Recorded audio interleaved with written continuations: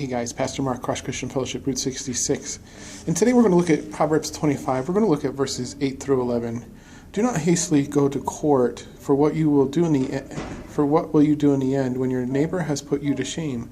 Debate your case with your neighbor and do not disclose the secret to another, lest he who hears it exposes your shame and your reputation to be ruined. A word fitly spoken is like apples of gold in settings of silver. So Solomon is exhorting us that we as brothers and sisters need to be working together. We shouldn't go to court. We saw it again when Jesus talked about it, and Paul talks about this, that we need to settle with each other.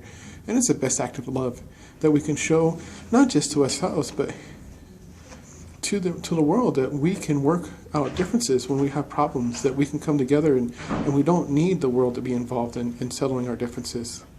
So if you're stuck in a situation like that, maybe it's time for you to take a look, take pause, and pray and ask God to help you with this situation, and sit down with your brother or sister and say, hey, we need to work this out, because we just need to work it out. And if you do that, the more that you work on that, the easier your relationship is. You no longer have a strained relationship, because stuff like this can strain relationships, but it also sets a good example.